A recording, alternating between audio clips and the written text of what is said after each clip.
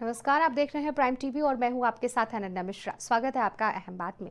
उत्तर प्रदेश के मुख्यमंत्री योगी आदित्यनाथ की दिल्ली में तूफानी रैलियां लगाई गई।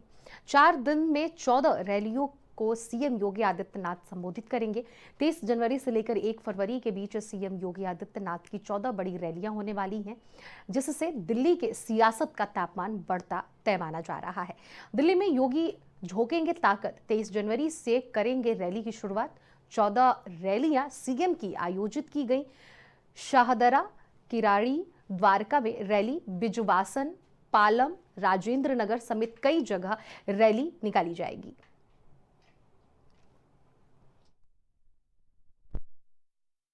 भाजपा को लाइए, एक रहिए और नेक रहिए। मैं तो बार बार कहता हूं, देश का इतिहास गवाह है। इस देश का अरे योगी आदित्यनाथ जी गरीबों को बटेंगे कटेंगे बता रहे, ये वाला बताया ना 11,000% की ग्रोथ कैसे होगी। उनको बोलो ये बटेंगे कटेंगे वाला मत बताओ, कोई नहीं आता इन सभाओं के अंदर। अगर योगी आदित्यनाथ ये कह दें कि प्रवेश वर्मा ने कैसे 5 साल के अंदर अपनी सालाना आय 11,000% बढ़ाई, उसका फार्मूला बताएंगे तो मैं भी जाऊंगा फिर योगी आदित्यनाथ जी की सभा में, हम भी सुनेंगे उनको। क्यों नहीं सुनना चाहिए उन्हें? ये ना बताएं। गरीबों के बच्चों को बटेंगे कटेंगे में उलझा के रखो और अपने मुख्यमंत्रियों के बेटों की आय बढ़वाने वाले उनको फार्मूले बताते हो। ये नहीं चलेगा। हमें भी वही वाला फार्मूला योगी जी को बताना पड़ेगा।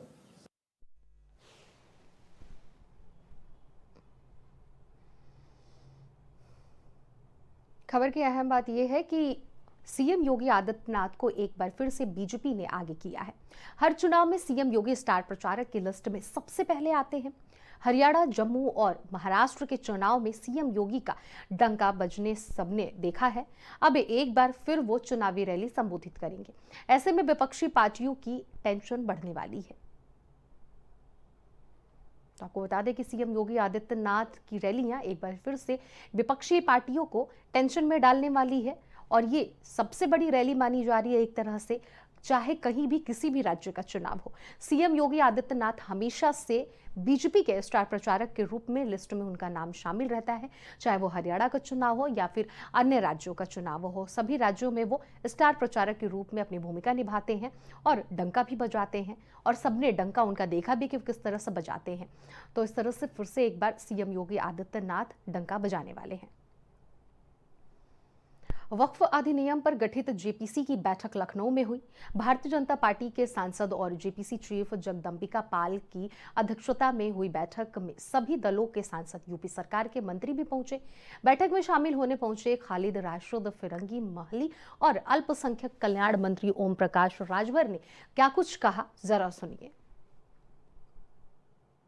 और अभी जेपीसी के सामने अपनी बातें रखेंगे, क्योंकि वक्फ खालिसतन मुसलमानों का मसला है। इसलिए हम लोगों की डिमांड यही है कि जो हम लोगों की डिमांड है उसकी अकॉर्डिंगली ही काम किया जाए। हमने अपने माननीय सांसदों से इस पे संशोधन मांगा है जो भारत सरकार ने प्रपोज 44 अमेंडमेंट किया है, उस पे हमारे जो अंतिम सभी सदस्यों की लिखित क्या राय है उसके लिए फिर हमने कल तक का टाइम दिया है और फिर 23 तारीख को उन सारे संशोधन को हम सर्कुलेट करेंगे और 24-25 को दिल्ली में बैठक करेंगे। एक पार्लियामेंट के कानून के तहत वक्फ बोर्ड बनता है, स्टैट्यूटरी बॉडी है। उसके ताल्लुक से एक संवैधानिक पोस्ट पर रहकर इस तरह की वाहियात बात वो करते हैं, तो वो मैं इसका कंडेम करता हूँ। और वो क्यों कह रहे हैं? इसलिए कह रहे हैं कि वो नफ़रत की फ़िज़ा जो है मुसलमानों के ख़िलाफ़ उसको और फैलाना चाहते हैं। जब उत्तर प्रदेश में जितनी वक्फ की प्रॉपर्टीज़ हैं उसको सरकार के ऑफिसर खुद सर्वे करते हैं और सर्वे करने के बाद जब रिपोर्ट लिखते हैं चीफ सेक्रेटरी को, तो सरकार उन प्रॉपर्टीज़ को गज़ीट इशू करके कहती है कि वक्फ की प्रॉपर्टी है। वक्फ कानूनों में संशोधन पर विवाद क्यों? मौजूदा कानून वक्फ से जुड़ी जमीन फैसला आखिर धर्म के लिए इस्तेमाल हो रहा है। वक्फ की बोर्ड में महिला और दूसरे धर्म के लोग नहीं। वक्फ की संपत्तियों के सर्वे की स्पष्ट प्रक्रिया नहीं, वक्फ से जुड़ी जमीन वक्फ ट्रिब्यूनल में ही है। वक्फ ट्रिब्यूनल का फैसला आखिर होता है। किसी जमीन का इस्लाम धर्म के लिए इस्तेमाल तो होगा, वक्फ बोर्ड में महिला और दूसरे धर्म के लोग नहीं हैं। तो इस तरह से वक्फ बोर्ड को लेकर यह फैसला सामने आ रहा है। अब वक्फ पर क्या कुछ फैसला 31 जनवरी को सामने आने वाला है, इसका सभी इंतजार कर रहे हैं। किसी जमीन का इस्लाम धर्म के लिए इस्तेमाल तो वक्फ की ही है, वक्फ बोर्ड में महिला और दूसरे धर्म का है। और वहीं revenue court, civil court, high court में अपील हो गई है और उसको अपील की जाएगी। फैसला आखिर होता है वक्फ ट्रिब्यूनल का। किसी जमीन का इस्लाम धर्म के लिए इस्तेमाल तो कानून करेगा। वक्फ बोर्ड में महिला और दूसरे धर्म के लोगों को भी जोड़ने की बातचीत चल रही है।